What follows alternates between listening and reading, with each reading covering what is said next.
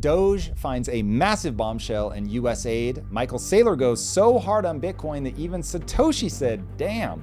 White people Twitter call for Elon to be guillotined, and there was no winky face emoji. Trump bans trans athletes from women's sports. Google quietly removes their pledge not to put AI in weapons. Plus, we're back in the streets with more relationship reactions, and we're taking some rather aggressive community questions. All right now.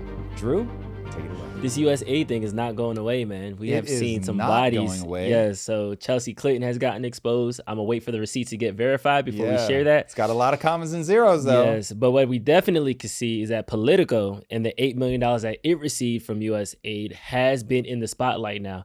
I've been hearing rumors that they have closed their doors. They stopped paying people. It seems like USAID was funding Politico. Yeah. Like, I thought we were doing foreign aid. Now we're doing like magazines. What is this? What's your temperature on this? Yeah, so I think as things roll out, what we're going to find is that they were doing a lot of propaganda. And so that propaganda could be in another country. That propaganda could be here. And I think as we increase the level of transparency, we're going to realize more and more that Snowden was onto something, that all the things that we're supposedly doing to foreign governments, we are also doing to our own people. And I hope that makes people deeply unhappy because these are your tax dollars being put to use against you. And there was a tweet that Elon put out that I thought was really interesting. I don't expect that it will be well received, but that the same people that are freaked out by what we're doing, auditing USAID and other entities, were excited that they were going to add 87,000 new IRS agents to audit you. And so it was like, wait, what is the logic of being absolutely okay with us being audited and not being okay auditing the people that are spending our money? Like, I legitimately don't understand the energy. I'm okay with people being like, hey, we want the extra agents to really make sure that everybody's above board, that everybody's paying their taxes as they're supposed to. There's been so much outcry about the rich aren't paying their fair share. Cool, let's get the agents. Let's see how it goes. But then to be weird about the fact that we're auditing the government, like I can steel man it, but I can't internalize the logic set that would make me go, oh, it's bad to audit these people. So again, going back to something people are going to hear me say over and over and over, this is an emotional reaction to which they put words, but the words don't actually line up with why they're having the emotional reaction. The reaction that I think we're seeing right now and the freak out over USAID is twofold. One, USAID is essentially a front for the CIA. And so they're doing covert things. So they're saying that this is something to help with the water, but in reality, it's us wanting to control the water supply in that region to make sure that we've got our thumb on it, or that they feel like they owe us a favor or whatever. And we may even, people are not going to like this answer, but we may even want the government doing some number of things like that to keep us in a strong position, such that we are well placed around the world. The right people owe us favors. We have control of the right things, so that if things were to pop off, we would be able to make problems go away without anybody ever even realizing that we put, back channel pressure on people. Such is the game of global politics, which is a game of strength, period, end of story. Okay, so there's that angle of it is a way in which we have done covert operations under the guise of humanitarian aid. And people that know that that's what's going on are like, hey, wait. It's not really about dancing squirrels in Nicaragua. It's like, this whole covert thing, but we can't come out and say it. Then I think there is also just, I hate Elon Musk and Donald Trump more than I can possibly tell you. And this is my opportunity to tell the world that these two are oligarchs. They are going to ruin our country. This is everything that we warned you about. See, Republicans, you were wrong. All you fools that voted for these guys, they told you who they were. They want to rule this country with an iron fist. They do not care about you. This is all about them going in and stealing funds. Their words, not mine. Getting access to your data, their words, not mine. And that, I think, is what's really playing out. This is a political, theatrical play that we are watching, and they know that they can rouse people's emotions. What I hope people turn over or turn the page on and really start looking at is Is the government spending money the way that you want? Are you comfortable with the level of covert actions your government is taking? Are you comfortable with the things that they are spending money on? Or when you hear those things just read off, do you go, wow, okay, wait a second. We've got a lot of people here in America that are struggling. They're not able to make ends meet. We've got an education system that is broken and not working, and people screaming about you need to pay teachers more.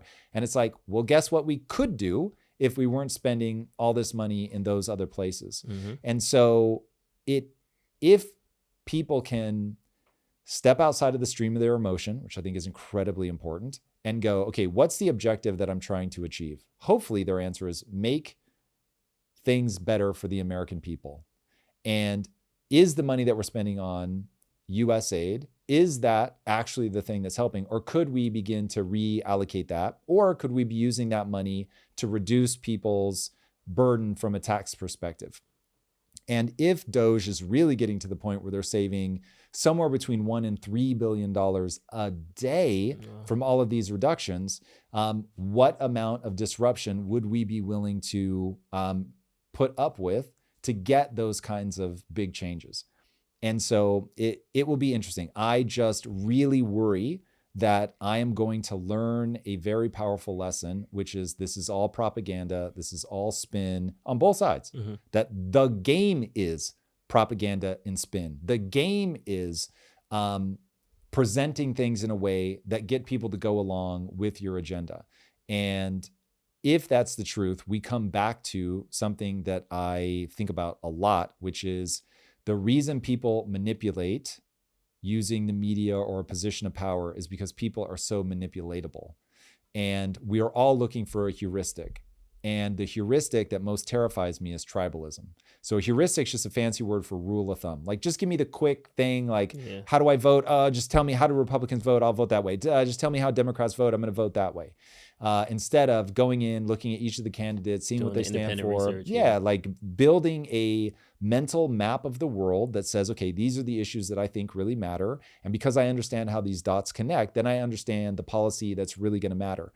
This is a big reason why I think we're having this moment right now is when COVID kicked off, I think a lot of people had the same experience that I had, which is, wait, the world doesn't work the way that I thought it does. My mental model is broken. I realized that my prediction engine was non-existent. Now that I know that I was not able to predict how things were going to play out, I want to begin to build a model that actually does have high predictive validity. And so that's going to require transparency. That's going to require people to make decisions on their own. And I have asked this community, and I will ask again, to please view me as an AI that has a strong, sincere take, but is meant to be taken in concert with a bunch of other people that you're using in the same way for you to build your own sense of what is a high functioning model of how the world works. So for me, I want to see the transparency happen. I want to see people be outraged by how we're spending money. And I want everything coming out of the government, with very few exceptions for national security, to be things that we all look at and go, no, I don't want to see things being spent that way. That's crazy. So I'm going to make sure that I'm calling my local congressperson and telling them that's absolutely unacceptable. This is madness. So that collectively we can start getting funds moved in the direction we want to see them go that will have the greatest good for Americans. No, 110%. And the interesting thing as we dig down into this political data is that you start to see now, yes, they got this foreign aid they got this USAID, and then you go one level deeper and you're seeing that it's HHS, the Department of Education, Department of Agriculture.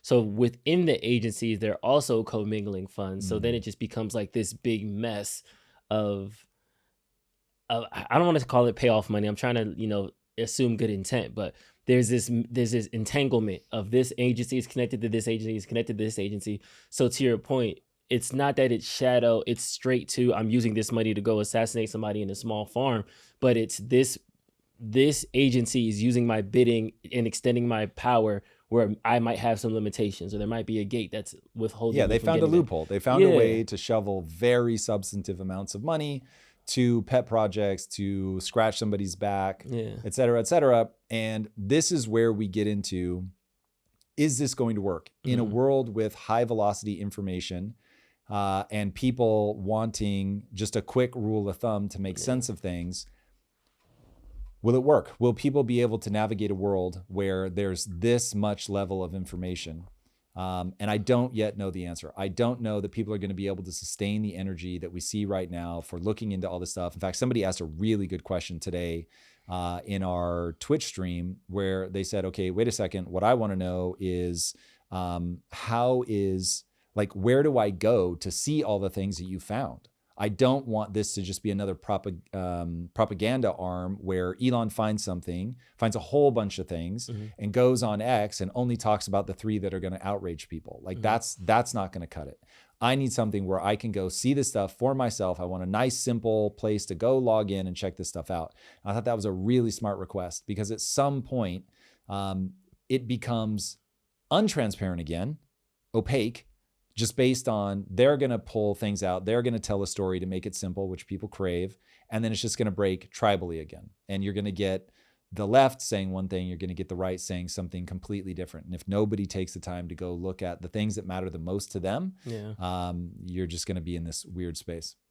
We'll definitely keep monitoring the situation. I feel like we're getting something new every day. So who knows the next agency that is going to go down. And here's the thing, dude, as AI and technology is poured into the government and we modernize the government, you really are going to see how the government actually works. Not everybody is going to avail themselves of it, but this feels like an absolutely incredible moment. I tweeted out that transparency is an act of revolution. And that's really what it feels like. Like I am fundamentally changing my mental map of what the government is, how the government functions.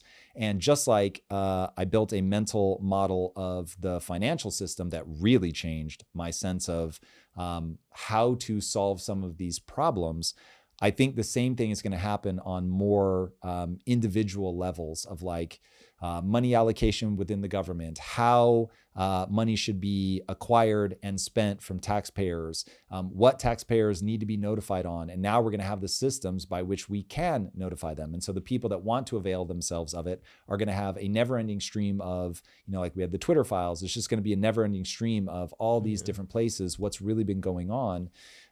And my hope is that we get a new elite class and that the elite class is, instead of being rich, instead of being close to a politician, the elite class become the most knowledgeable about how things actually work. And so just like you would go to an elite class of academics if you want to understand something about history, or you'd go to an elite class of academics that are going to tell you about economics, that there'll be this new elite class that are just so close to all the data that's being kicked out that they can really start to put data together for you to connect the dots of how the government has historically worked, why it feels like more and more barnacles on a turtle. What is this? Why are we drowning the turtle? What are going to be the barnacles that we need to remove in order to increase the engine of the economy? Because ultimately that's the only way out of the moment that we're in other than war. Sheesh.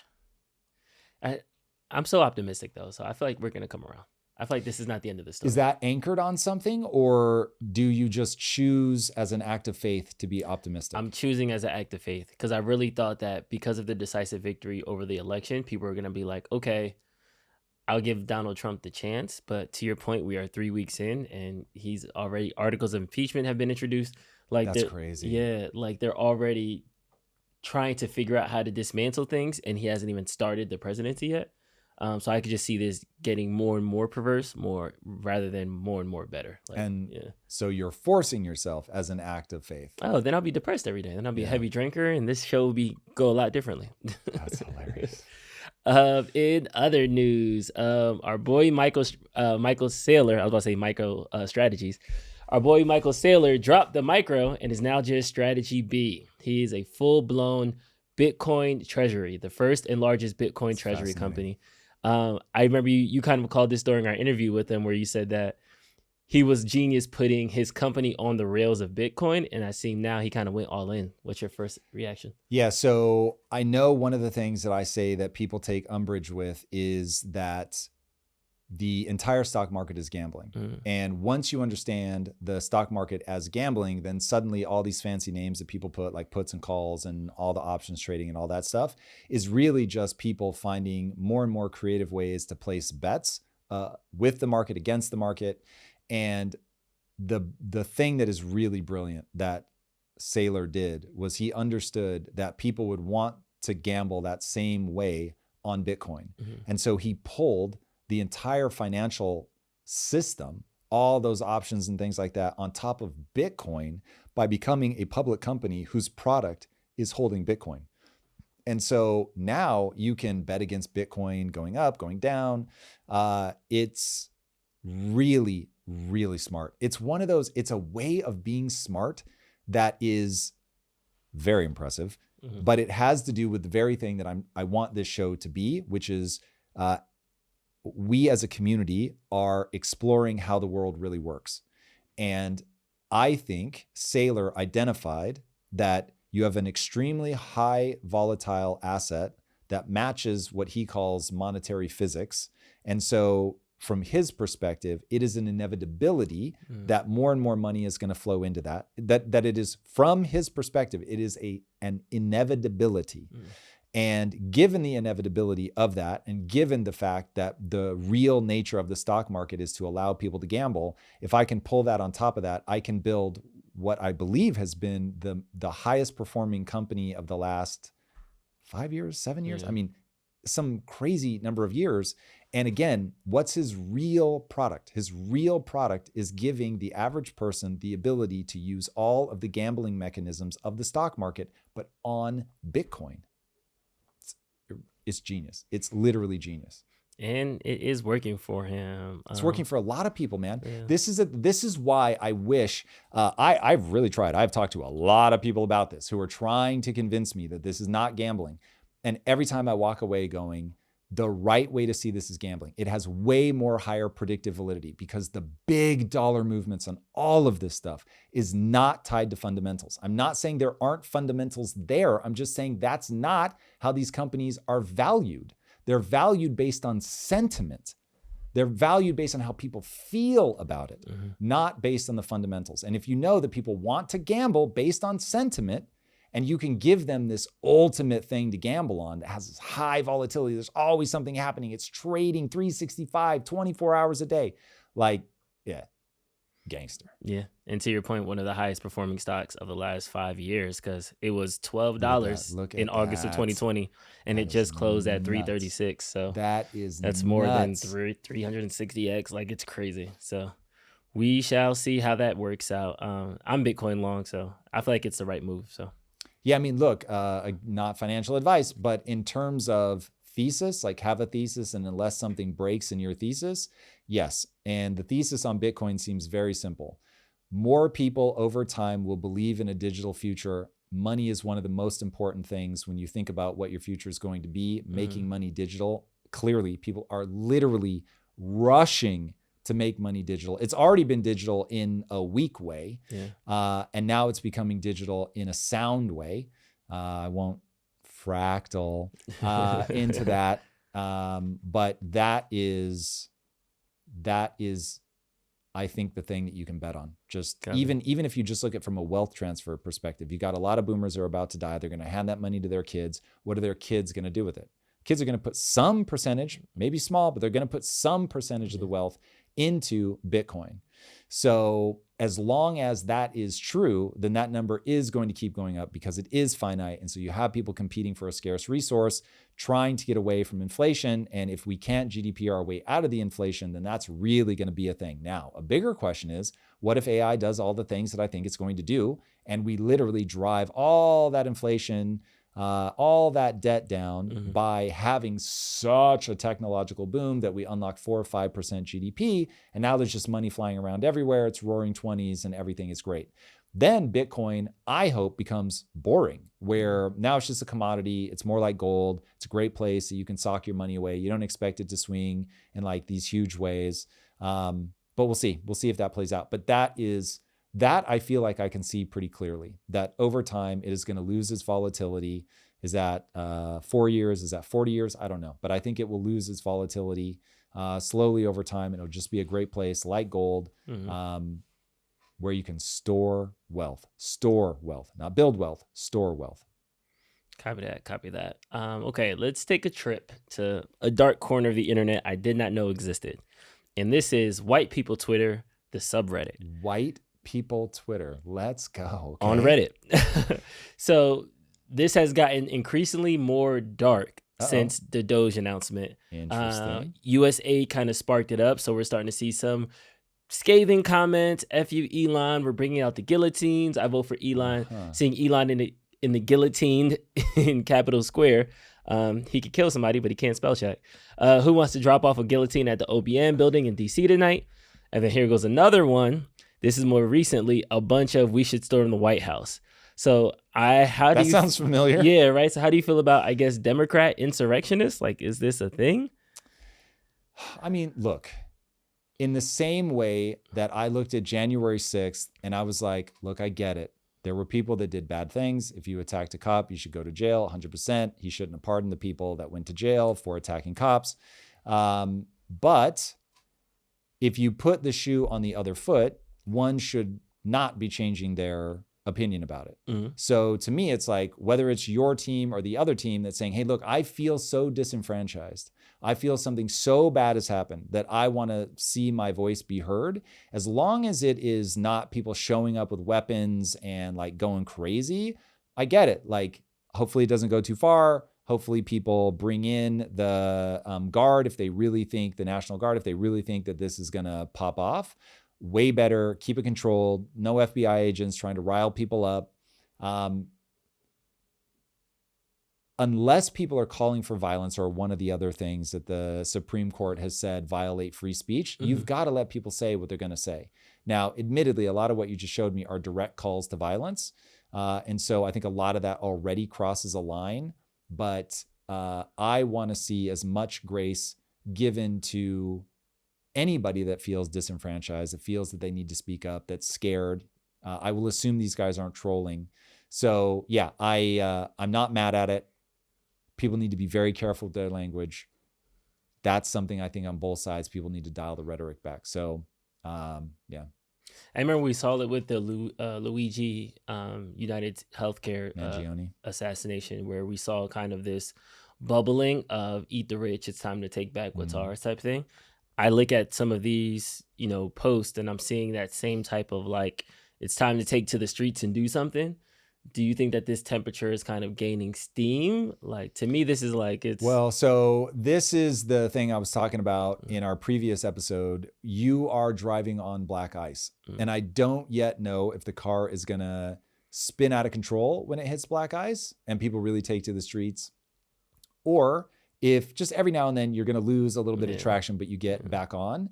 So a lot of this is going to have to do with what are the results of his policies. So if we are doing all of this and Elon gets caught that he did something that he profited by, and like he went into this department and did this thing and it jumped his stock price, that's going to be a bad look. People are really going to have a problem with that. If that happens and we've gone into a recession from too many tariffs or, whatever the case may be, now this stuff starts to add up and it goes the wrong way. If they start doing this and it's like, oh, we're saving $3 billion a day. They figure out how to message that really cleanly. This is how much you're saving from the amount that we've reduced. This is how much each of you owed against the national debt, and that number's going down. Like, we're actually delivering for you guys. We're bringing manufacturing back. We've already gotten concessions from Mexico and Canada. So it's like, if he's able to deliver enough good stuff, you're in really good shape. You're going to have people that are disgruntled. You're going to have people that are very angry. And boy, oh boy, would I like to see people inherently distrust themselves if they find themselves calling for violence. So at that, like if I found myself about to tweet something like that, I'm going to slow down here, pump the brakes. How am I feeling today? What's going on in my life? We'll get back to the show in a moment, but first I want to tell you guys about the food that I eat more than anything, and that is the meat from ButcherBox. Now, why do I love ButcherBox so much?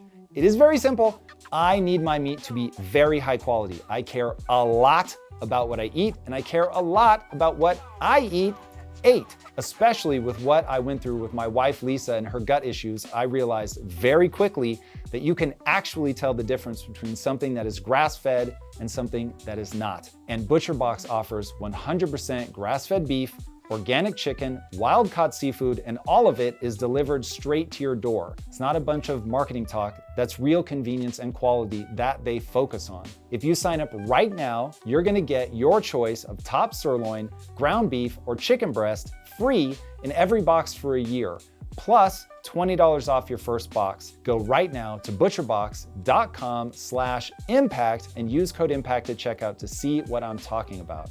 Again, that's butcherbox.com/impact and use code IMPACT at checkout. Now, back to the show.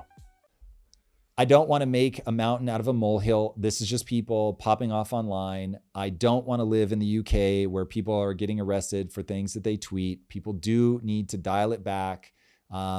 So basically, if you put out a tweet that directly calls for violence, honestly, I'm not a run out and get them right now kind of guy. You're just begging for pain. You got to give some amount of like, sponge it up, keep things from getting out of hand, give a little bit of grace. But people need to make sure that they're attached to reality. So far, nothing crazy has happened. So we're getting transparency. We're seeing things that we don't like. They are shutting down departments, which they said they were probably going to do. So none of this is out of step with what they promised to do coming into office. Yeah. I think it is very shocking for people the rate at which it's happening. So I think that's ruffling some feathers. But the thing that I worry about, the black ice that scares me the most, is the people that hate Trump have not stopped hating Trump.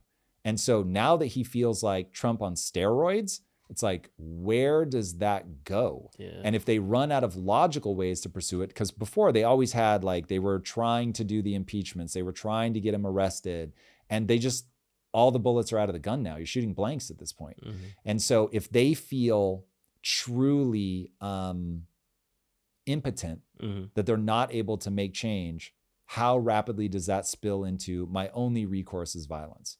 And I don't think I made a secret that it is certainly possible that the internal cold civil war, we start seeing pockets of violence. Now, I don't think it'll be much more than that. Like, I'm not reading the situation and thinking, oh, like things are getting so bad, that's where this goes. But we'll see. I mean, I guess keep your eyes on white people Twitter, which and see where it goes. Yeah. All right. Speaking of white people on Twitter, Trump released a video talking that's our transition. The president of the United States is white guy on Twitter. All right, cool. He signed an executive order banning all boys and men in girls and women's sports. Let's watch the video. With my action this afternoon, we're putting every school receiving taxpayer dollars on notice that if you let men take over women's sports teams or invade your locker rooms, you will be investigated for violations of Title IX and risk your federal funding. There will be no federal funding.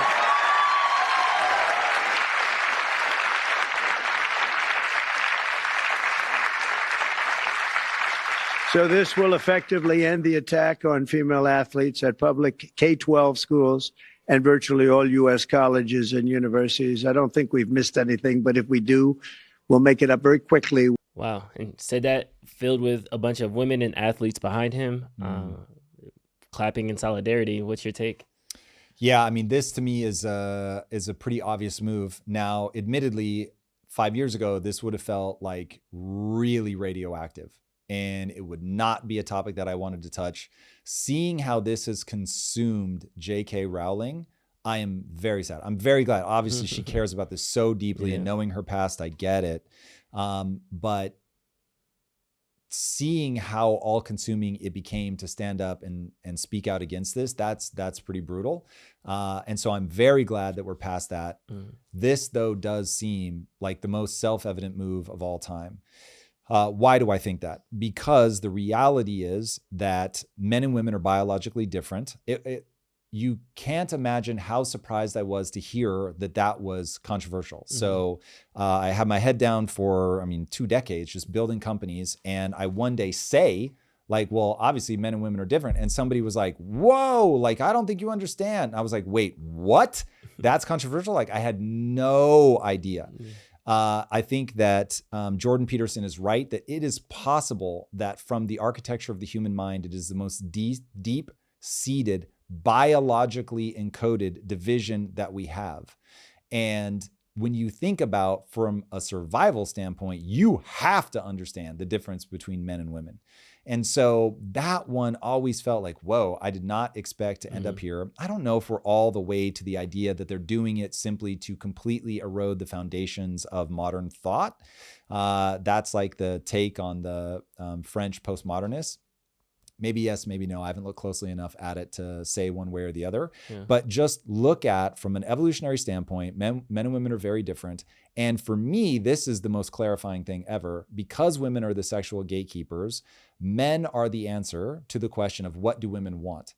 And so women want, not in like a we did this kind of way, but in a blind watchmaker way of throughout evolutionary history, it behooved women to grant sexual access to men that were stronger, certainly in physical upper body, that were more aggressive, that were more risk-taking, all of that. And so now you create this thing that's just going to be better at most sports that use fast twitch fiber, explosiveness, strong upper body, like all of those things. And we're not talking at the averages here. We're talking at the end of the bell curve. So the best of the best. So the greatest male athlete in the vast majority of sports is always going to outperform the greatest female athlete, and by a lot. And so once you know that, then it's like, okay, well, hold on a second. If we know that that is true, and you're talking about letting biological men compete in female sports, you're going to see a very obvious thing take place, which is all of the biological males will begin to dominate in those sports. So then it becomes a question of, do women want to compete in sports against the best players regardless of sex? Or are they more comfortable being like, look, I'm never going to be as good as those guys. And so I want to play with people that are more naturally grouped around my talent set. So this is a big thing in gaming where if you're playing a competitive game, there's something called an ELO score. So you get a rank based on the people that you beat, by how much you beat them, who beats you, by how much. And they, kind of like in chess, they give you a ranking. And so you, in fact, literally ELO score comes from chess. So you now get this rank. And so you're always playing against people that are roughly in your rank. And so if you ballpark it too, they're trying to create a situation where you win 50% of your games. So it's like, cool, it's a great place to be, work a little bit harder, maybe you can increase that number, and now you have a winning season, and fantastic. So it really feels like if I work hard, I can get ahead. Yeah. And now you're putting them in a situation where no matter how hard they work, they're going to be going up against people that are so far outside of their ELO score, they're just going to dominate on them. Yeah. And so if I had to play video games against a world champion 14-year-old, that's not going to be fun. Yeah. Like he's just going to be able to do things physically that I can't do given my age. And so you want that, you want some arbiter of why I play against this person or that person. Now, one easy way to do it is to just do it by sex. Now, the reason I think that's better than giving every sport an ELO score is that it is just inevitable that, take soccer, for instance, the greatest female soccer player of all time will never make a professional male soccer team. It's just not going to happen. And so there's footage, it's horrible, of the I want to say 15-year-old team beating the professional women's team. I think it was the team, don't hold me to this, but I think it was the team that won the World Cup. And they dominate all the women in the world. But they get their asses handed them by a bunch of 15-year-olds just because of the physical power, speed, aggression, all of that. It's just a totally different game. So that's where I would love to see just some, hey, we do encounter the real world. We want to be compassionate, but we're just up against the truth of biology here. So you can give a man all the hormones you want in the world, but if they grew up with male hormones, they go through puberty as a male, their tendons are thicker, they have more fast twitch fibers. Like there's just all these different things that go into it. And so the great example, I forget if it's Dave Chappelle, but was like, you could give all the estrogen in the world, all the female hormones in the world to LeBron James, and he's still going to score 125 points in a WNBA game. And so then the next question becomes, well, then we should be stopping them from going through puberty. That's where I throw a very aggressive flag on the field. I think that for reasons that are probably beyond the scope of this conversation, that is, do I want to say criminal? I want to say criminal. I'll say that I'm using that as a temporary word for now. I'd want to think through that more, but that legitimately feels criminal to me. just as I would be aghast if somebody let their kid get a tattoo at 9, I would be aghast if they put them on hormone blockers. We just do not know the long-term consequences, the stuff that's coming out of Europe on the studies that they've done on this, because they were really early to that trend.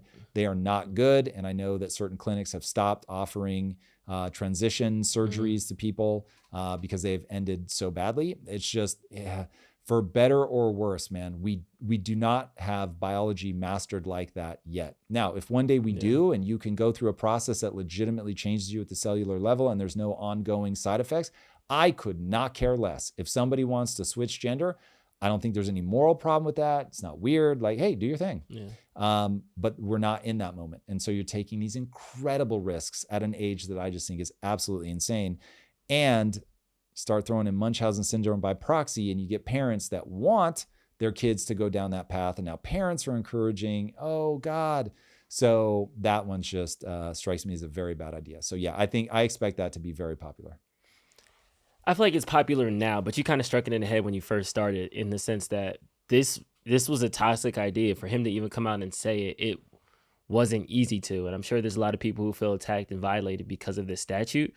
But I don't know. I think the K through 12 thing is where I kind of draw my line. Because if this was a 21-year-old professional league, like, yeah, if you guys want to intermingle, to your point, do your thing, it doesn't really matter. But to your point, instead of it being, okay, little girls, little boys competing, there's a difference between those two sports. So instead of us separating them, let's make the little boy go on these medications, and then now he's okay and it's just like you're trying to medically intervene on something that hasn't even been fully developed yet, and just let it cook. Like, let that person, they can't even drink yet, but they know they can like switch gender. Like, I feel like that's a little bit too soon. It's a little bit too soon for me. Aggressively agree, but let's go back to the one that you don't have a problem with. The 21, and they're going to change their league.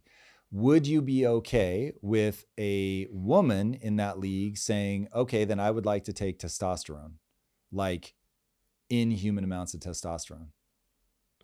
God bless you. So you're cool with that? Yeah. So that one's like the open field. Anybody transgender, come on in. Females on testosterone, I'm here for it. You can go in and you can try it, because I definitely think that you will get exposed, because I think there are.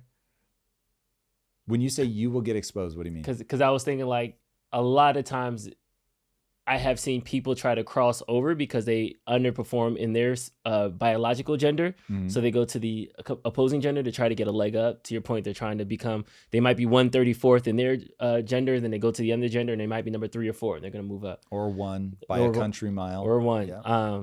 And I was going to say you get exposed, but then I thought about like the Olympic situation where it was alleged, but she just had higher testosterone levels. But is that enough? Is it an XY chromosome? And now we're like doing blood analysis on people. And I'm just like, what happened to just like sport? Like, but what do you mean? We do blood analysis on people all the time for doping. No, but I'm saying is that like we created girl sports for a reason. So the fact that now we're trying to undo that and act like the people who did it before were completely idiots. But did you just go back to the young kids? Because I want to be in the most problematic of the things that you said, the hardest one to you just want to step into my problematic view. Well, hold on. Not your problematic view. Yeah. It's the hardest one to answer. Because, it's not kids. Yeah. So these are adults. Let them do what they want. So I'm saying that's a much harder question to answer. So let's look at the hard one. Because I think neither of us are going to get as much backlash for saying, don't do on young kids. But let's really lean into the backlash. So in that 21, because I have what I think is the silver bullet that says you cannot do what you're talking about. Yeah. But I have to understand, like, for instance, how do you feel about Lance Armstrong doing all the blood doping that he did to win at the Tour de France? Like it, hate it? It's illegal, so I hate it. And the only reason I'm putting the quotes is because like I wasn't checking for bicycle like doping. I didn't know it was that big of a deal. I didn't know it was that rampant. It's just like baseball. I like baseball when they were on steroids. It was more fun. They hit more home runs. Okay, so you are cool with that. Yeah, like I want to see the biggest freaks in nature doing whatever they want to do. Perform at the absolute highest level. I had somebody who used to play baseball growing up. They said people think you take steroids and now all of a sudden you're good at something. You still have to have skills. You still have to have talent. A needle isn't going to magically solve all your problems. Now it can separate you from other people who might have the same talents but didn't take that extra step.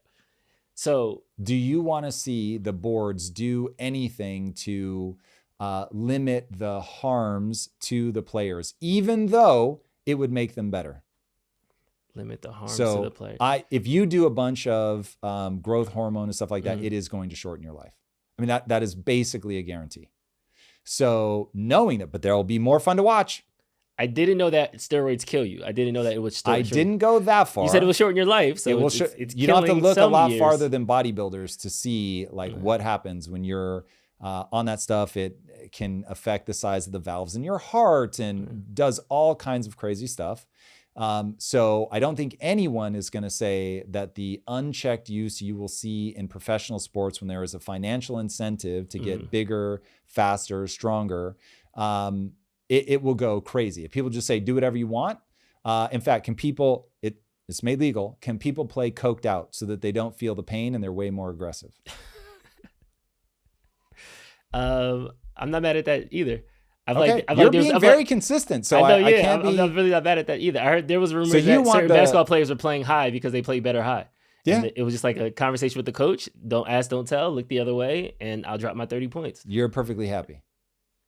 Hey, it's consistency. I love that. So as who was it? I think it's the guy from PragerU, Dennis Prager, I believe, who said, "I don't mind disagreement. I just look for clarity."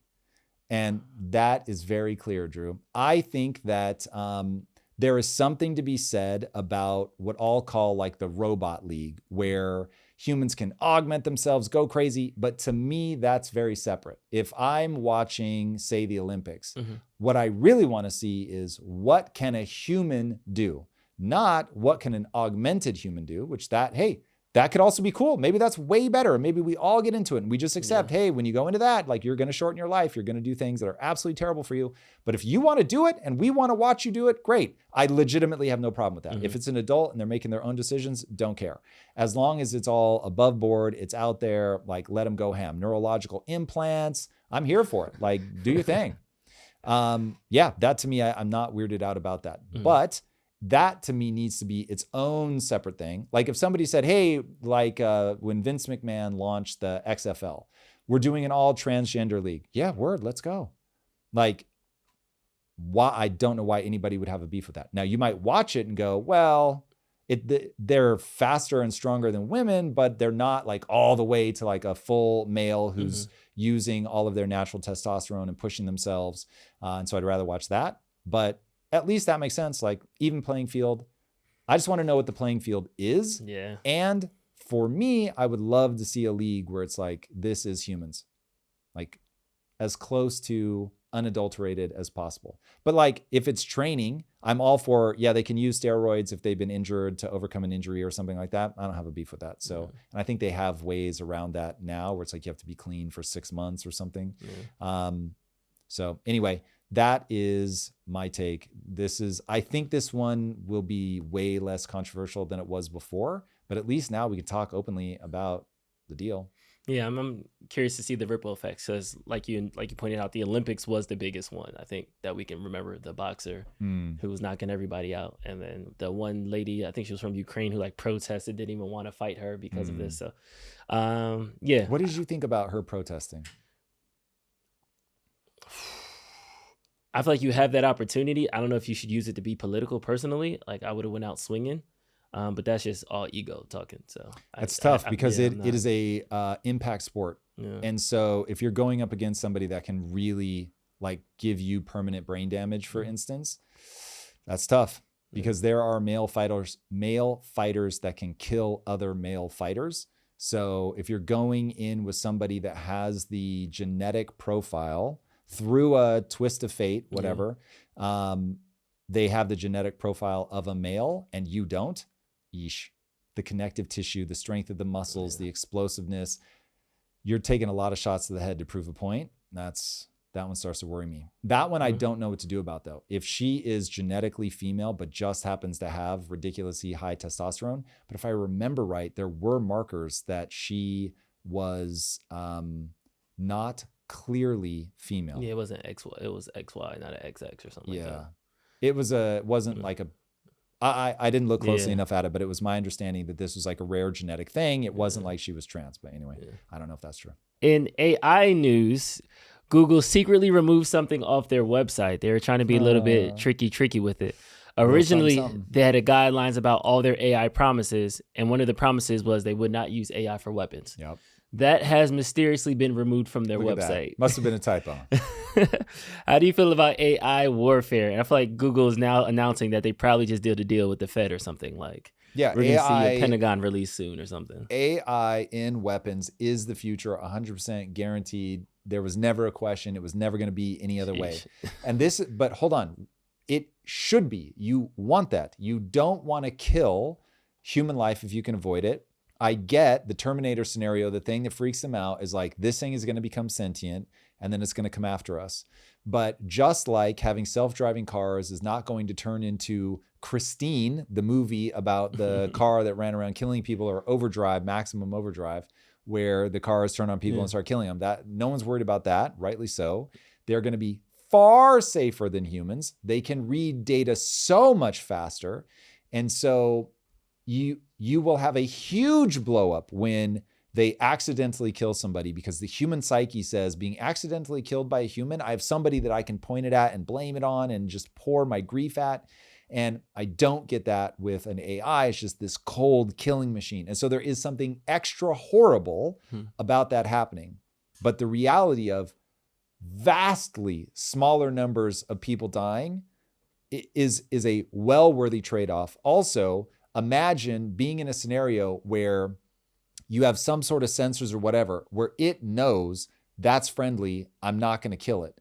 And so you very much want to be in that situation, because I think we would all be shocked to know how often people die of friendly fire. Like, I just can't imagine. It's dark, bullets are flying everywhere. You see a target, you take them out, only later to find out. Or you call in a strike, but the coordinates are wrong, and boom, you get bombs dropped on your own people.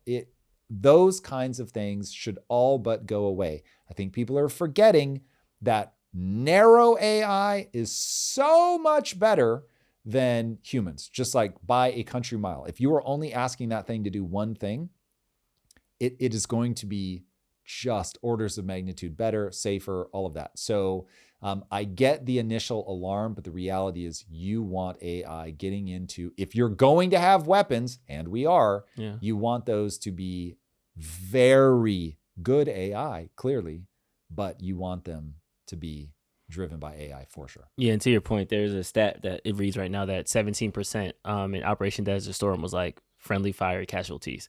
Which Yikes, is 17? 17. I thought it would be high, but I didn't think it was that high. Yeah, crazy. But does this fundamentally change warfare? Like, I'm thinking of back in the Roman days where everybody used to line up on one side and say 1, 2, 3, go, and then they started to fight, then the guns, then now it's drones. Like, is there going to be a new level where is just a bunch of people in control rooms and it's just robot army versus robot army, or drones versus drones? Okay, I'm going to put my sci-fi writer hat on here. Okay, so if I am trying to beat you in a war, I am probably going to do something like what Israel is doing. I want to avoid the international condemnation. So I'm going to send you letters. I'm going to tell you to get out. And then I'm going to absolutely destroy everything in your country. I'm going to tear apart your infrastructure. I'm going to laser target the people that are marked for death. And we're going to go in, and it's going to be way more surgical. And it will be absolutely horrifying, because when you see the 100,000 Chinese drones that lift up over into your neighborhood and they just carpet bomb everything, or you're a battleship out in the ocean and you see those 100,000 drones coming for you, we'll develop countermeasures and stuff, but man, that's going to be a real terrifying sight. And so there will be a level of just psychological horror that goes along with all of this. When the robot dogs with machine guns roll into your neighborhood and they speak to you and they tell you, like, lay down, do this, don't move, whatever. And people are laser targeted if they move in any way, anything seeming like the wrong thing, and then just and they just take all those people out. There's something horrifying about feeling like you cannot outsmart them. Like, you cannot run, whatever that Terminator whole quote is. So yeah, look, that's going to be scary, but it will allow warfare to become far more surgical, but it will probably also make warfare just way more devastating because in the early days of this, you can get caught off guard to a level that's terrifying because drones are so easy to rapid deploy and get them to move in these swarms. It's going to get pretty crazy, but I do think it will be very precise, pinpoint strikes. I think the opposite. I think when you can like push a button and like level a neighborhood, I think it gets easier to push those buttons than it did if you had to send in SEAL Team 6 and 8 people, and it's more collateral damage and things like that. So while I agree that technology is going to proliferate warfare, I think that it's going to remove the humanistic aspect of it, of like, okay, what's the most strategic way we can do it? Where it's going to be now, all right, let's just send the drones in and blow up everything up and we'll get the report. Yeah, so now play that out. So the reason that I think that this is actually a better scenario is wars historically have been devastating in human life to a degree that's really hard to comprehend. And I think you're going to see that go away. Now, the cost of infrastructure and all of that is going to be very horrific if what we just saw happen to Gaza is any indication of, okay, we got as many of the people out as we could, but we have the weaponry to just really level things. So your infrastructure costs are going to be horrible, but I would much rather that than loss of life. Also, I'd really like to see this battle being played out in technological ways where we're trying to dismantle their drones, they're trying to dismantle ours, we're trying to attack their critical infrastructure, their military posts, they're trying to attack ours, but it feels way more like a game of chess than it feels like a game of demoralize based on the loss of human life. And so in a fantasy land, a lot more of this becomes this clandestine battle where we're constantly like, they're trying to fuck up our economic system, we're trying to fuck up their economic system. It is a horrifying form of war for sure, because if one of those systems were to go down, you could make it really gnarly, really fast. But in many ways, I think that is going to be better, given that my value system is human life trumps everything. And so I would rather it be robot on robot when it can be. I'd rather it be robot v robot for, protecting the different things, to intercept these things before they get to us. And that in essence, it becomes an intellectual battle that's happening at the level of technology.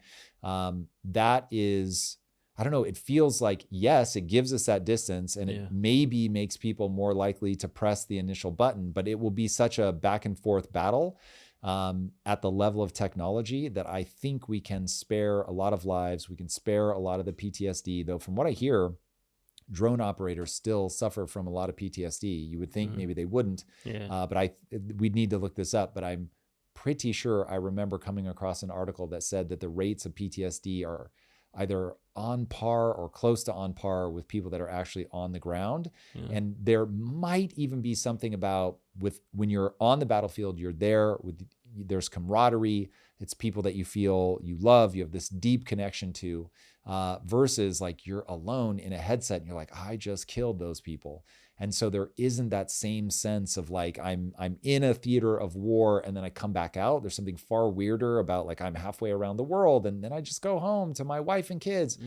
So we need to look up the actual stats on that, but I have a feeling that humans are still not going to be quick to kill and destroy, that we're going to try to exhaust all diplomatic, all technological solutions before we get to that. So for me, it seems like a way net good to be more surgical, to be more technological in nature. You just don't want to find yourself in a situation where one side has artificial superintelligence, they get a quick takeoff, they're able to make technology that so outpaces what you have to defend yourself with that you just get subjugated overnight. Like it's just done. You don't even have a mechanism by which to fight back. So that would be the nightmare scenario. I don't expect that to happen, but that would be the only time where it's like, okay, wait a second, that did not go well. Copy. Okay. The percentage of drone operators who suffer from post-traumatic stress varies depending on the study, but is generally low to moderate. Okay, that's great. Okay.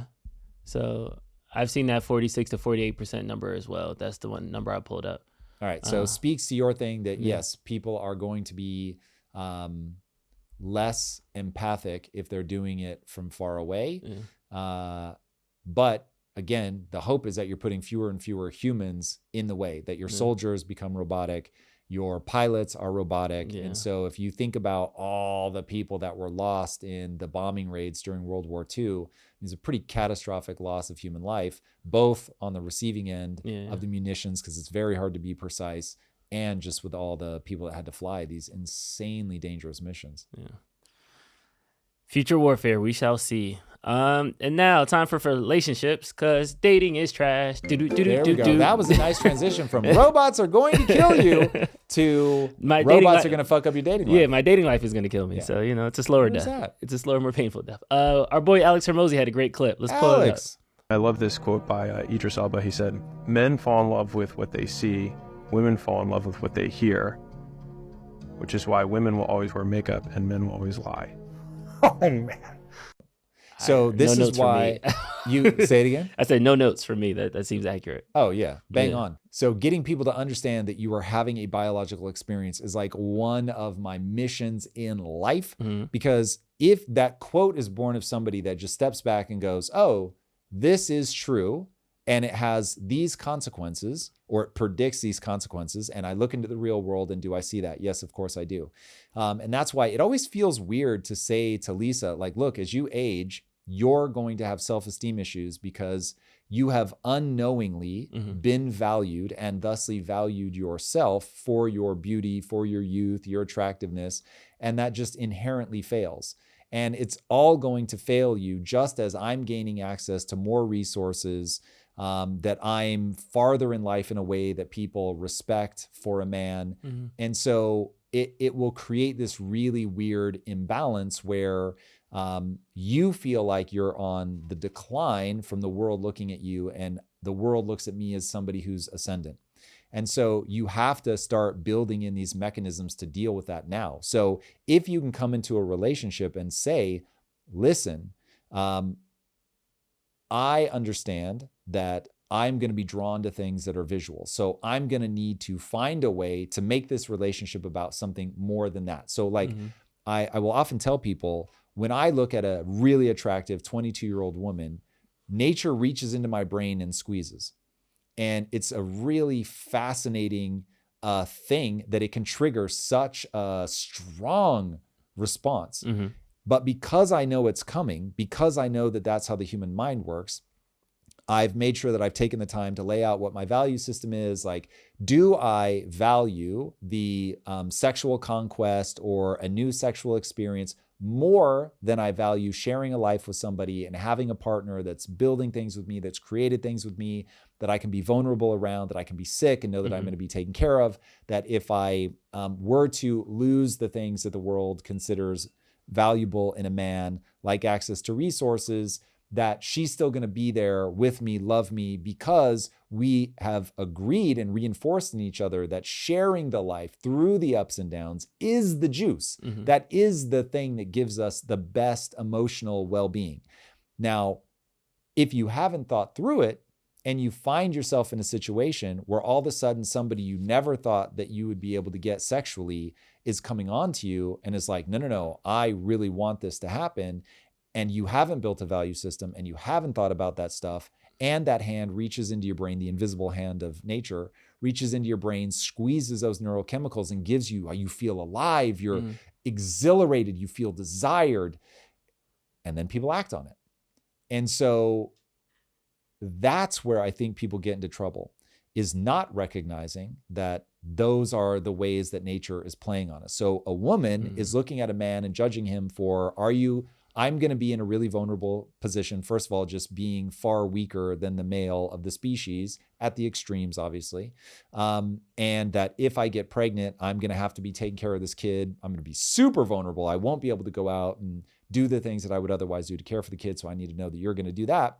And so there's a book called A Billion Wicked Thoughts that calls the female brain the Miss Marple's detective agency, which I always thought was a brilliant way to think about it. So a woman is constantly trying to assess, how do you think about me? What do you feel about me? It's all about relationships and connection. And so understanding that, if I want to make you feel good, like if you flip his quote, if I want to make you feel good, instead of lying to you, I'm going to invest in the relationship because I know you're trying to suss me out. I know it's going to matter to you profoundly how I make you feel about the stability of our connection.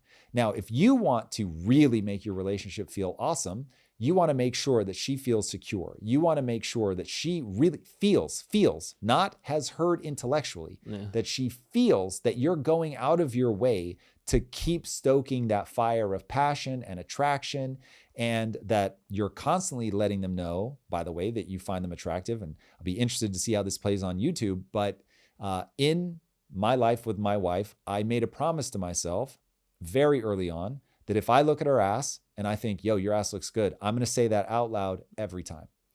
And some people think, oh, that's so demeaning, you're pointing out. But I'm like, listen, my brain is triggered in a way that that's a very positive experience for me. And I know, regardless of what the fucking internet tells you, that that's going to feel awesome for her. To be like, you're beautiful. I'm drawn to you. I'm sexually attracted to you. This is the crazy thing. Women do not get turned on seeing a flaccid penis, but they do an erect penis, because an erect penis says, yo, I'm attracted to you. Obviously, context is fucking everything. Don't go sending dick pics, everybody. Yeah, just dick pics are, if you're sending dick pics, you are, first of all, you're a man. Second, you do not understand women. So this is not me saying that simply seeing an erect penis. It is a sign that you're attracted to that woman. Yeah. And so if the context is right, and that's the moment that you've created, like that is an exciting thing and can be a very unnerving thing for a woman if you're not getting erect. Because now it's like, oh, wait, am I not attractive? And so having all of that out on the table and being like, look, this is how you're going to read these cues. This is what these cues actually mean coming from me. This is what those cues mean coming from you. And so by communicating that kind of thing to Lisa, it makes her feel desired. It makes her feel seen and sexual. And coming from her husband, this is obviously a very positive thing. And so if I didn't say those things out because I didn't want to be rude or I didn't want her to think that I was objectifying her, now I'm missing a trick, because from her husband, these are the exact cues that she wants. Now, this was transformative for me. I don't know if this is going to hit you the way that it hit me, but I was suddenly like, you know me, I'm always trying to build a predictive engine. My wife loves it when I like take studly photos or whatever, and she wants to like take photos from different angles, and she wants me to like dress up. Like she used to love me dressing up at Halloween as like a SWAT member and shit like that. And I fucking hated it. And I'm like, I feel so ridiculous. You cannot imagine how uncomfortable I am doing this. Because she does like to see that, right? It's a turn on for her. It's part of a fantasy. Great. But she was also projecting her onto me, because this is the insight. Women like to be the center of sexual attention. Again, wanted sexual attention.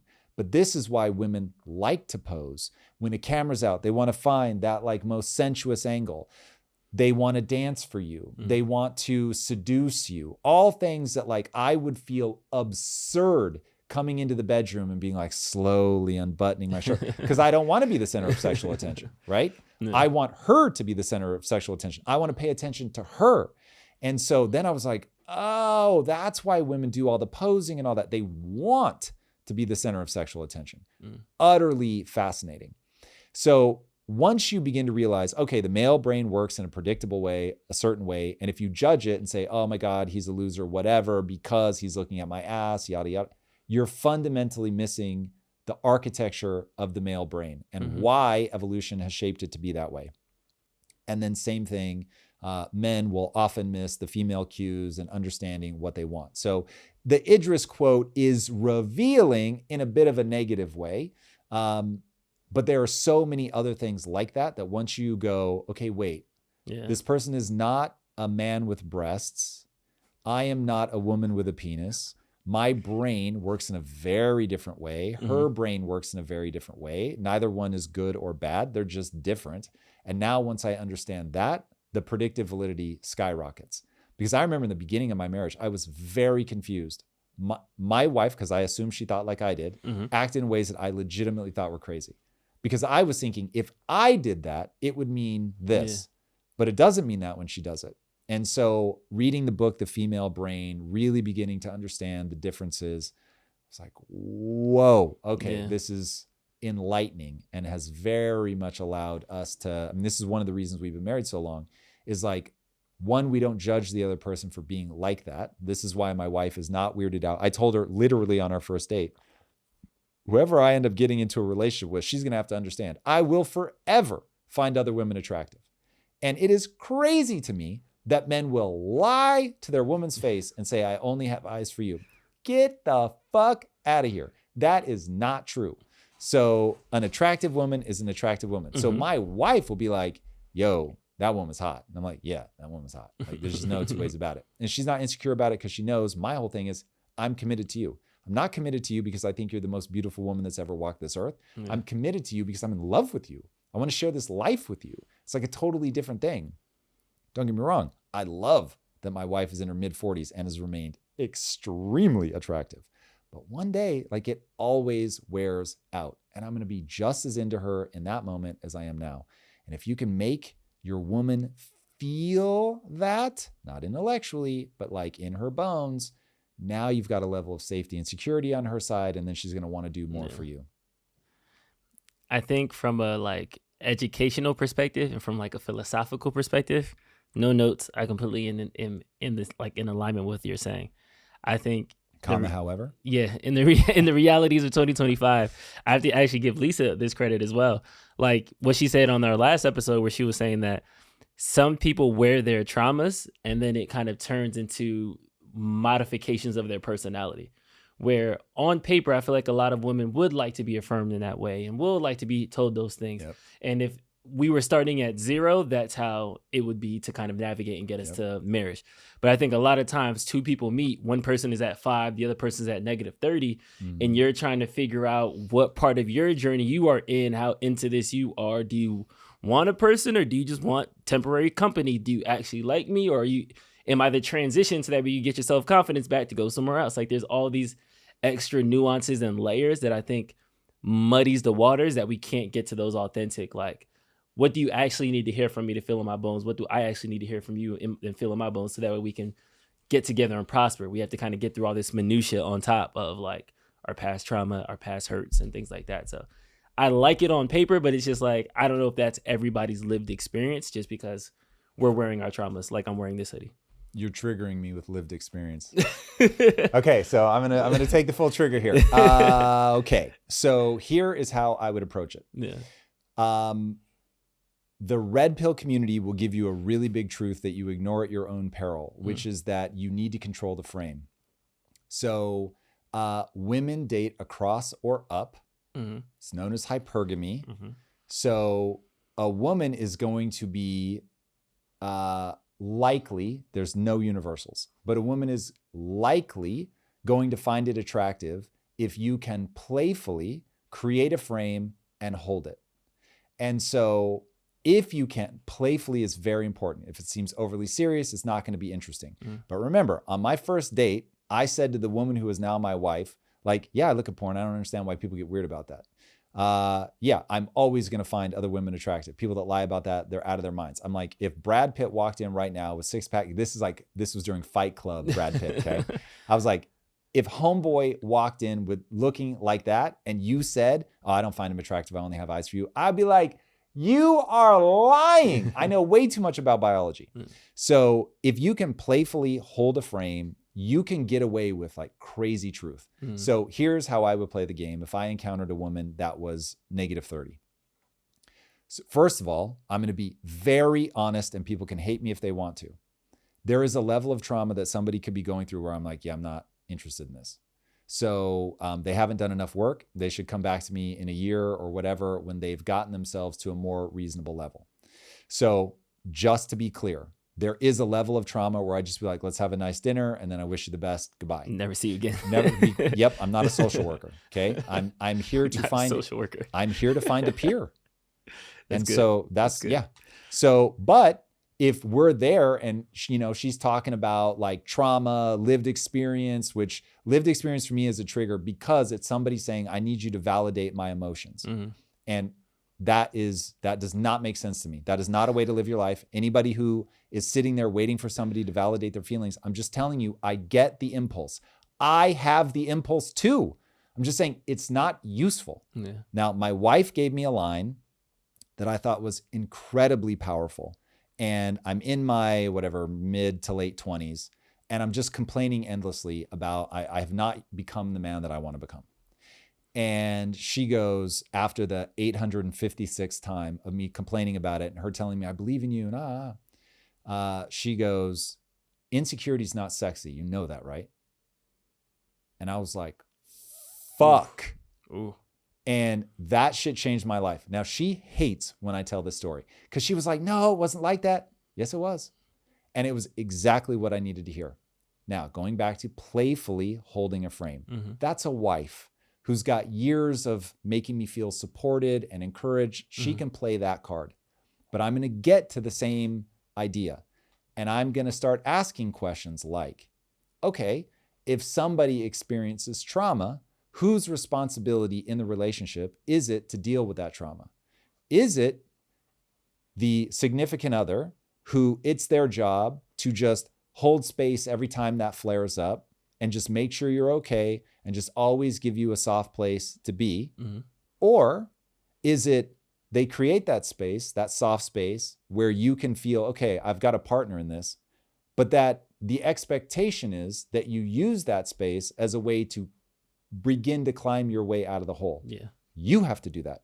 Okay. It is an injury that has been done to you that you did nothing to deserve. But unfortunately, you're the only one that can solve this problem. Yeah. It's your And responsibility. I would find the most fun, I would have to know something about her, and I would cue off of things that she talked about in the night or, whatever shared knowledge we have to try to do that in a fun way. But like really getting down to whose responsibility is it when they get hurt and there's nobody that can help them other than themselves.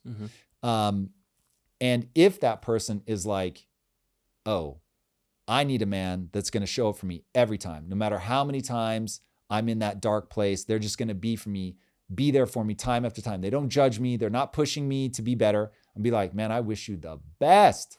Have fun. But dude, this is why mindset is like the number one thing that I would look for in a partner. If that person isn't obsessed with trying to get better for their own sake, that like, I want to be more in control of my emotions. I want to find a way to dissipate this trauma. Like, and I'm going to do whatever it takes to alleviate this. And I understand that it's a burden I have to carry. Look, of course I want a partner that's going to be understanding and they're going to be nice where I can't get it together. And I want them to hold that space for me. Yeah, that's what a partner's for. If I feel like you're doing the work that only you can do, because you can't give her self-esteem. You can't give it to her. You can make her feel great. You can make her feel awesome, but it will be a literal empty pit that you will just keep pouring into and it doesn't go anywhere. She's got to shore up the holes in that bucket so that as she's in a relationship with somebody who loves her and respects her and sees her as a peer and challenges her and pushes her to be better and wants to be challenged and wants to be pushed, that suddenly she sees, okay, there's safety here, but I am expected to be a peer. I don't get to be a child. I don't get to outsource my healing. I've got to do it. Now, if I feel like I've got that, I've got somebody who's like, yeah, I'm going to do the work, that understands that infinitely wallowing in a problem, again, I get it. Bad shit has happened to people. Yeah. Really horrific shit. But partnerships are about peers. Full stop, end of story. And so people have got to do their own work to get to the point where they can be a peer. Well said. All right. I got some homework. I like that. I'm not a social worker. That was a jumping off point for me. We'll see how people feel about that one in the comments. All right. Yeah, we got some community questions for you. We're going to kind of rapid fire these.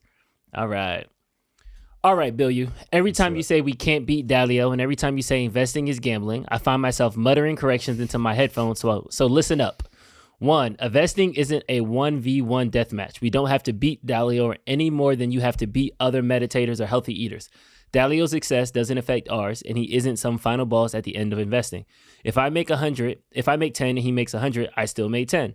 Stop telling people that they can't do something simply because you think someone else is better at it than they are. Number 2, investing properly isn't gambling. It's more educated. It's more similar to dating and marriage than it is to Vegas. Educated selection based on your ability to know what to look for and what to avoid, as well as cultivating the conviction strong enough to override fear. Okay. Everything they just said there is false. So Ray Dalio is the final boss that you were going up against. People are, it isn't a 1v1 deathmatch. That's the only thing that I will give him, but it is player versus player. And so people have to understand that when a stock goes up, that's paper money. It's not real. Can't spend it. Nothing you can do with it. Maybe you could borrow against it, but what you're borrowing against is the idea that someone at a future date will pay more than you pay. And people like to put a lot of fancy language around this, but one of you won or lost in that exchange. Because if you sell and they buy and they say, this guy's an idiot for selling, I'm going to buy this because I know that it goes up, they just captured more of the gains than you did. Now, you may say, hey, I was perfectly willing to not get as much out of this as that person did. Fine. But if they end up capturing more value, they have won that exchange. Also, I want people to understand that the way that the stock market works is the reason that I call it gambling. It is not based on fundamentals. If a stock was put in a position where no matter what people thought about it, it had a static price based on the fundamentals of the business, then I wouldn't say it's gambling. I mean, it'd still be a form of gambling in that the future is unknown and you're betting on an outcome, which again is the definition. The literal Oxford dictionary definition of gambling is to take a risky behavior for an expected positive outcome. So, hey, literally, definitionally, that's what you're doing in the stock market. Okay, so going back to this being player versus player. So the example that I gave where he's like, well, if somebody makes $100 and I only make 10, like, hey, we both won. Fair enough. But how does the stock market usually work? The way that the stock market usually works is somebody buys something, they have an expectation that it's going to go up. It doesn't go up, it goes down, they sell in a panic and they lose that money. The reason that people say, hey, just hold your stuff in there in an index fund is because on a long enough timeline, if you don't try to get in and trade and all that stuff, then you really might be able to make money slowly over time. So if we are talking about set and forget index investing, you're limiting your risk. But again, I want to make abundantly fucking clear. U.S. Treasuries are known as the risk-free rate of return. So the only thing that people are saying is quote unquote risk-free is government debt. Now, U.S. government debt to be very specific. Now, U.S. government debt has been downgraded from AAA status to AA plus. So the bodies that judge these things are saying, well, is it really risk-free? So even the thing that is supposedly the most risk-free is not risk-free. Yeah, it's taking a step back. Now, this also comes down to, I'm not saying, first of all, I think the stock market is a miracle. And I want to be very clear that people are, we are all very glad that we live in a world where the stock market exists because it allows people to aggregate capital. But the way that you aggregate capital is you sell a piece of your company into the market, and then basically whatever happens to that. Could go up, could go down, but you as the company were able to capture some of that resource. And then hopefully you're applying that back into the company and you're using it to build the company into something better that gives the world the thing that it wants, whether it's iPhones, whether it's Starlink, whatever the case may be. You aggregated the capital of the people that are betting on your company doing better in the future. Yeah. Now, that's like the really sort of basic part of the stock market that I would really love to know what percentage of gains come from like really long-term holding. I'm going to guess that it's not a lot. When you hear about people really winning in the stock market, what you have are people that are doing all the options trading. So a day trader is not in any way, shape, or form thinking about the fundamentals of a business. What they are thinking about is sentiment. That's why they say that you sell the news, meaning as soon as the news gets out, it's going to move the sentiment, so you want to get out. Once you understand that like the swing in the market that we just had, that was $1 trillion swing from DeepSeek being dropped into the market, and it caused a massive hit to NVIDIA's business. Nothing changed about the current state of NVIDIA's business. Nothing. All the fundamentals are still there, still making all the money that they were making before. What changed was people's guess, their sentiment, about how their future business will be perceived. Not even how their future business will actually be, how people will perceive their future business, because at any time, a stock's price is not based on fundamentals. It's based on how people feel about it in that moment and what they're willing to pay in that moment, which is why stocks will swing wildly, very fast. People are often doing this on leverage, which means that they can get absolutely obliterated. They can make a ton of money on the upside. They can lose literally infinite money on the downside, depending on the kind of trading that they're doing.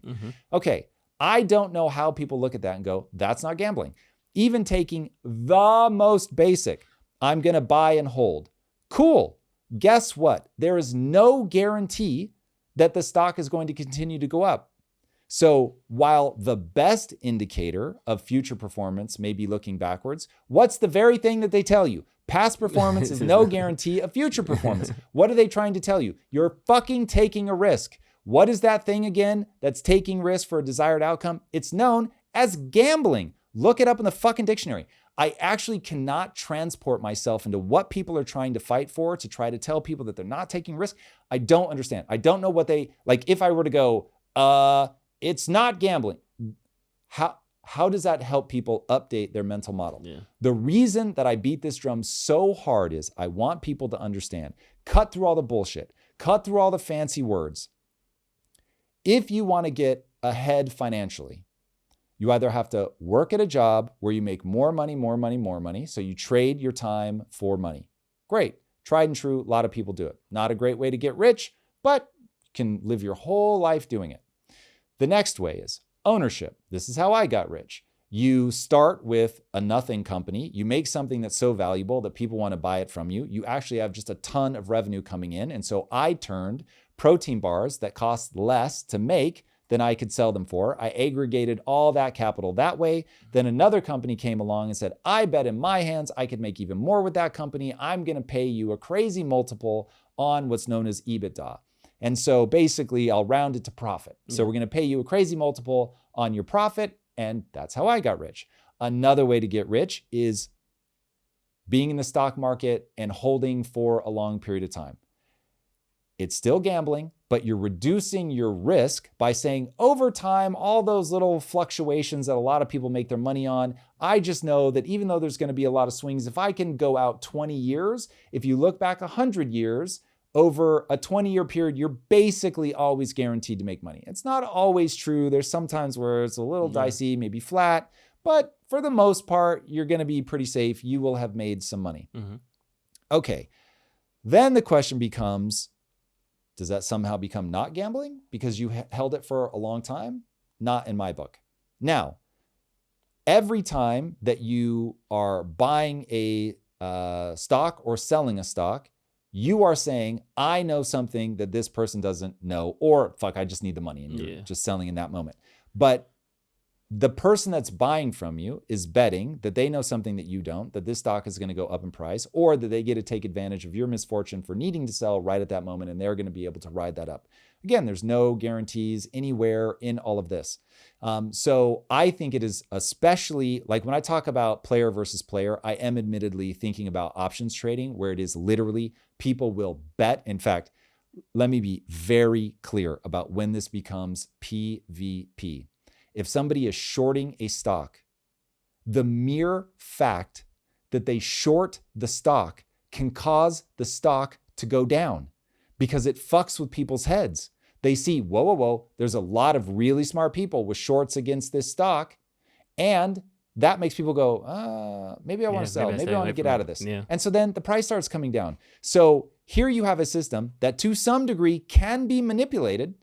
Not sure how we don't think that that's player versus player. But if I still can't convince you that being able to short a stock, which then causes the stock price to go down, isn't PVP, then let's talk about what happened with Wall Street Bets on Reddit, where they literally put a company out of business because they saw what they were doing and they knew if we can get people to keep buying this stock, it will get to the point where it trips all of their leverage and they go bankrupt. And that's exactly what fucking happened. How's that not PVP? The only thing I can think when I get comments like this is they want to make sure that people invest. God bless you. We want to make sure that we get people into the system. I'm saying you're going to get more people into the system if they feel like, oh, I actually know what this is. Oh, if this is gambling, my job is to remove as much of the risk as possible. What are the places that I can go to where there's low risk? Okay, this whole US debt, that's known as the risk-free rate of return. Okay, how much do I get for that? Let's say right now you get 4%. Okay, cool. That's not great. But like if inflation right now is 2.15%, like, okay, I can deal with 4%. That feels pretty good. I'm outpacing inflation. I understand this is all gambling. I don't have a big big appetite for risk. So I'm going to take this nice low volatility thing. Great. Short term, no, not even a lot of long-term risks. So short-term treasuries, I can get out if I see something going wrong. Great. Index fund. I don't want to day trade. I don't want to lose a bunch of money in fees. I want to be in index funds because I understand that this is gambling. So I don't want somebody who thinks they're a real fucking savvy gambler coming and messing with my money. And now because I only picked a few stocks and I've got somebody actively trading and they're losing money, which PS, the vast majority of day traders lose money. Ray Dalio as the final boss, Ray Dalio and people like him, spending hundreds of millions of dollars on research. They get the brightest minds from all over the world. They measure their trades in milliseconds, and you're trying to day trade against them. I'm not saying it's impossible. There's plenty of people that are going to do it, but that plenty of people accounts for some ridiculously small percentage. Call it 5. So it's like 95% of people that are trying to win at the day trading game because they do not know who they're up against. They don't understand how all of these markets work. They end up getting beaten up. So I'm just saying, recognize it as gambling.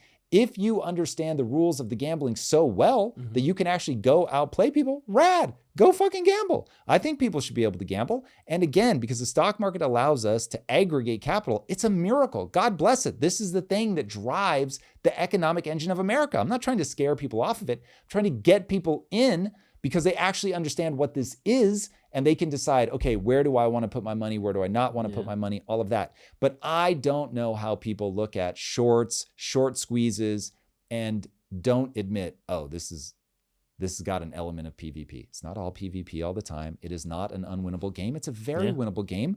And basically, everybody has to play it. So my only beef is that they're being forced to gamble because of inflation. If it were purely optional, do your thing. But yeah, anyway, that's my takeaway. And I continue to feel exactly the same. And last one, Tom, think about what you know of history. Does a government run by the wealthiest as the ruling class ever do what's right for the working class ever? Okay, everybody's going to pursue their own interests, and somebody in power, ironically, their largest driving force is to retain power. Oftentimes you will see people pursue power and they never really make that much money doing it, but because they really are powerful, they feel good. And this is actually one of the things I think is going on with USAID is, okay, I'm not making a lot of money on Capitol Hill, but I'm able to influence where millions of dollars go to different groups, and I'm a hero to those groups. In fact, let's talk about Karen Bass for a second. She gets flown to, I forget what, there was like an inauguration or something that she went to. Was it in Ghana? It was in Ghana, yeah. During the fires, right? Yeah. And I'm like, I get it. You're not making a ton of money. You've got a ton of responsibility, but people fly you around and they put you up in incredible places. That's power. Because if you're able to direct attention, influence, money, like you have a thing that people want, and for that, you get something. And when you can get laws passed, like I'm not even talking about the corrupt people, like maybe Nancy Pelosi is just ridiculously corrupt because she's way too good at the stock market. Way too good. So either, as somebody tweeted, and forgive me for not remembering who, that Nancy Pelosi should run the America's Sovereign Wealth Fund. I thought that was hilarious. Set that aside. Okay, I'm not even talking about people that are corrupt. I'm just saying being able to be like, hey, you're doing a really wonderful thing there in Ghana, and I want to make sure that I help support. I'm not saying she allocated dollars to them. I don't know that she did. I have no reason to believe. I'm just saying it's things like that. You really want to see them do well. And it feels really good to you that you're going to be able to reallocate those resources from one place to another. So this is where we have a hard truth to be faced, which is all throughout time, always and forever, in human history, in every single government that has ever existed, from feudal lords to the days of Genghis Khan, to hippie communes, to communism, socialism, there's always a ruling class. And the biggest reason that there's a ruling class is just the logistics of getting a whole lot of people to agree on anything. Just not going to be able to do it.